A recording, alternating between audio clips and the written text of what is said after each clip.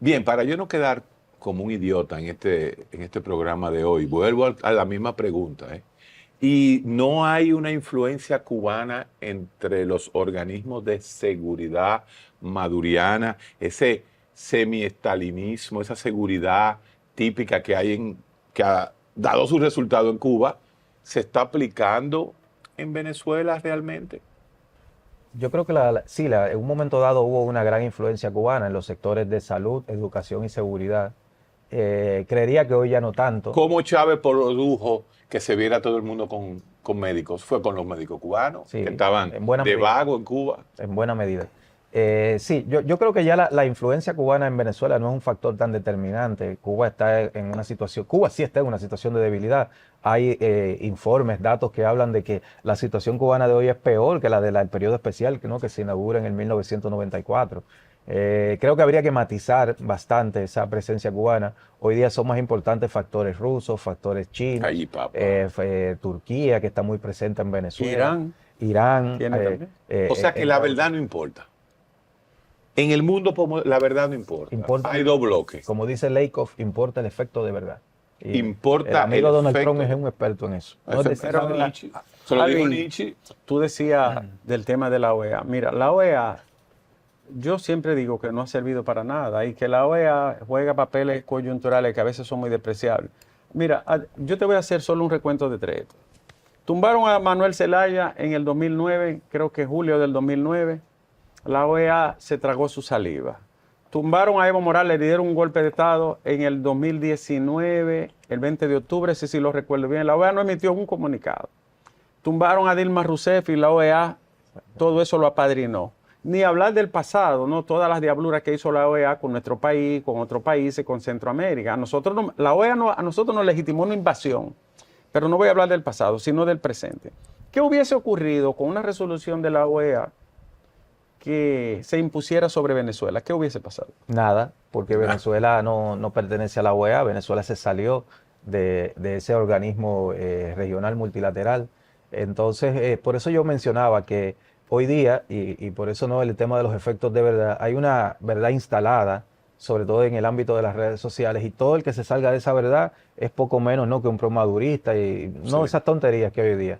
Pero la realidad es que esa movida que hicieron ayer los presidentes de Brasil, México y Colombia fue correcta, porque en primer lugar la OEA, Venezuela no pertenece a la OEA, eso no iba a tener ningún resultado. Segundo, yo creo que en un momento como el actual, para evitar una guerra civil en Venezuela y que se maten entre venezolanos, es clave que países del peso específico de Brasil, de México y de Colombia, que tiene la frontera más caliente que comparte con Venezuela, mantengan una postura de que desde la cual puedan todavía dialogar con Maduro.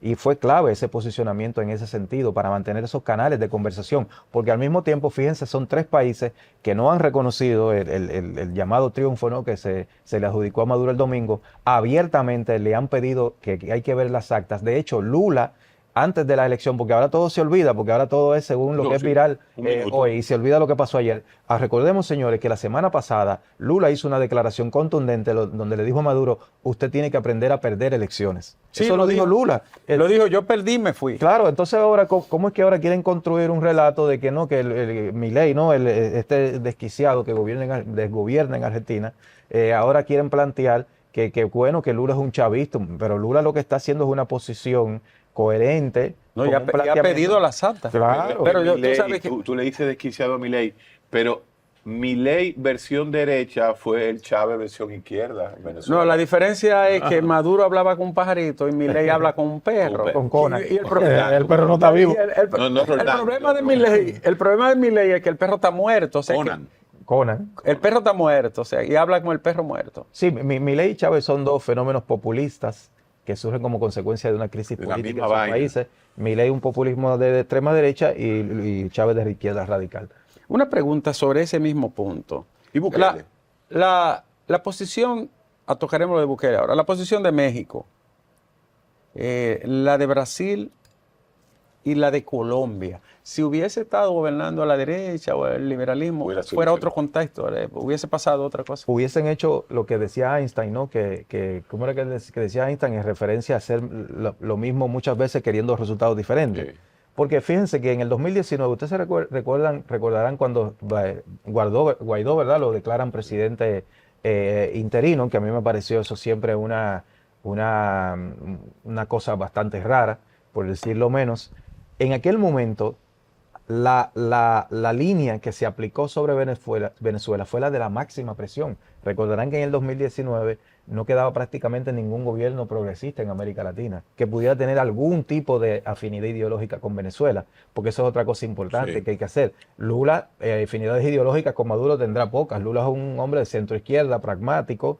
Petro es mucho más progresista que Maduro. Maduro es un conservador, que eso es otro tema de debatir, ¿no? Petro fue hasta guerrillero, ¿no? Petro es un hombre que viene de... Y es un progresista, es un tipo que cree en la paridad, que cree en los derechos de las diversidades sexuales, mientras Maduro es un ultraconservador en esos temas. Sin embargo, le exigió que publique las actas también. Claro, o sea, también. Petro, desde Colombia, pidió que publique las actas por el Consejo Nacional Electoral para verificar. Boris ha tenido roce con Maduro desde el inicio. Sí, antes de juramentarse, ya él había dicho que era una dictadura y había condenado. Boris ha hecho críticas muy duras. Sí. Y incluso a Boris no lo ven hoy como un representante de la izquierda. Así, Boris lo ven en otro plano. Sí. Y sus críticas fueron muy severas en ese sentido. Entonces, en este contexto, ¿no?, de América Latina, una cosa que yo he visto es que la oposición no tiene como una cohesión fuerte o un liderazgo sólido como para tomar planes y medidas. Tú no puedes mandar a la gente a la calle nada más, tú tienes que tener siempre algo más, ¿no? Sí. Entonces, ¿Puedo opinar algo? No, decía eso de la oposición. Fíjate que pasamos por un proceso. Capriles, Leopoldo López, Guaidó, que fue un embeleco, ¿no? Y ahora una oposición que, claro, a ella le hicieron una jugada para que no fuera candidata, hay que decirlo. Sí. Y eso es real. A ella la apearon, siendo la más popular y la que tenía en ese momento el Sí, si hubiese sido candidata, ganaba por mucho. Exacto. Entonces, todo esto como que lo que crea una mezcolanza tremenda, Héctor. Sí. La posición venezolana siempre ha tenido el problema. A mí me parece que es que nunca han reconocido, y yo creo que ellos parten de una posición equivocada de partida, que es no reconocer el arraigo popular que tiene el chavismo. Entonces, cuando ellos hacen un planteamiento de que solamente se trata de una dictadura que esté en el poder a la fuerza, y no se ve objetivamente los elementos también que todavía tienen de arraigo popular, el sujeto político histórico del chavismo, incluso a mí me parece que eso le dificulta de ellos poder comunicarse con esos sectores y atraerlos más a sus posiciones, porque es una oposición, y eso hay que tenerlo en cuenta, en un análisis desde la perspectiva de clases sociales, es muy de la clase media alta esa posición venezolana todavía. Tiene pocos factores populares que puedan conectar de una manera más orgánica con ese pueblo popular que en un momento dado tuvo mayoritariamente Pero lo que están protestando son los pobres. Ahora son los pobres. En la calle. Sí, buena parte de ellos. Buena parte de los pobres. Y jóvenes. Una población joven, la mayoría, ¿no? Por eso, pues es probable que muchos de esos protestantes no tengan una conducción política detrás. Es que ahí que yo voy. Es que hay 2 millones de hombres venezolanos dispuestos a tirarse a la calle que lo que están es delinquiendo en toda Latinoamérica. Esa es la realidad real, señores. Son 7 millones que hay fuera. Bueno, pero están también los colectivos. ¿Qué son los colectivos? Los colectivos están constitucionalizados en Venezuela, que eso es una cosa por lo menos controversial, que fue un planteamiento que hizo Chávez de establecer una unión cívico-militar en Venezuela. Hay un discurso de Chávez que a mí me gusta analizar, ¿no?, las cosas de la perspectiva, ¿no?, del tiempo. Chávez dijo en el 2000, como en el 2011 por ahí, en un famoso discurso, en aquellas diatribas que él tenía con los presidentes de turno de Estados Unidos, él dijo, cuando se empiezan a crear estas estructuras cívico-militares, él dijo las siguientes palabras, textual: lo que estamos creando a partir de hoy es para que la derecha y el imperialismo no vuelvan a gobernar ni por las buenas ni por las malas en Venezuela. Eso lo dijo Chávez en el 2011, y cuando estaban creando esas estructuras cívico-militares. Entonces son una medida que se toma en Venezuela dentro de una concepción de que el pueblo tenga la capacidad en el momento requerido de defender con las armas. Bien. Es un discurso y está en la ley, pero te voy a decir esto. Maduro aceptó un proceso electoral. Sí. Aceptó ir a unas elecciones y someterse al escrutinio de la gente. Y lo que se está cuestionando hoy es que no ha habido una legitimidad una elección transparente. Transparente. Entonces, en este contexto, si tú te sometes a las reglas de la democracia, tú tienes también que responder como demócrata. Sí, ese es el problema, que que ahí, por ejemplo, hay una diferencia con Cuba. En Cuba nunca han asumido la democracia formal liberal. Ellos tienen su proceso según su propia concepción, y en Venezuela se ha seguido asumiendo esa democracia liberal formal dentro de un sistema autoritario, y eso es una de las cosas que lo lleva hasta hoy, porque ellos han tenido que someterse a la validación electoral. ¿Y qué pasa? Que en el 2018, en la última elección, Maduro fue a competir sin la oposición y, Claro. y solamente votó el 38% de la gente.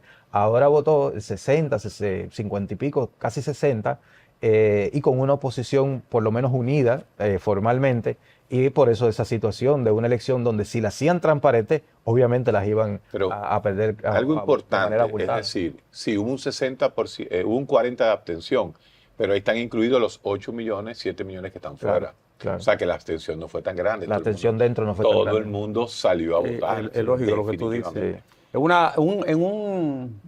Vamos a decir, un escenario hipotético. Estaban desesperados, fueron a Dice, votar. escenario hipotético. Si la oposición asumiera el poder, ¿qué pasaría esos factos ahí? Ahí mi madre, un caos. Yo creo que va a haber un problema con los militares. A diferencia de, por ejemplo, fíjense, Por eso tiene que ser negociado. por eso tiene que ser Sí, pero el negociado. militar por moderno lo único que hace es coge... Es que yo no sé si son postmodernos. Sí, mira, ellos cogen un celular y dicen, me estoy quitando el uniforme y ya, se acabó Pero- la historia militar de ese ser humano. Eso dice Baudrillard. Después de esta pausa, todo esto que se ha dicho, toda esta ciencia de Elvin Calcaño, y importa menos que el chisme Leonel Fernández Bueno, y Leonel, su rol a Leonel le han dado. en Venezuela. A Leonel le han- Después de esta pausa, vamos a lo único ¿Con importante qué le del dieron panorama al maestro líder y guía? semanal hoy. Yo quisiera saber qué fue lo que pasó ahí. Al maestro líder y guía le han tirado desde los molinos. Ay, tú lo saliste a defender ayer. No, yo lo que dije es que él tiene poco que decir, porque ¿qué iba a decir él? No, pero le han dado tan duro y tú lo defendiste. Tú eres un tipo noble hasta No, hasta con lo que no te gusta. Fíjate que él, al final le dijo, lo más conveniente en este caso sería presentar las actas. Y es verdad, porque ¿qué puede decir él? Ahora le han dado duro. Y hay gente que cree que es aquí, no, donde le han dado duro es fuera de... No. Vamos a la pausa y regresamos.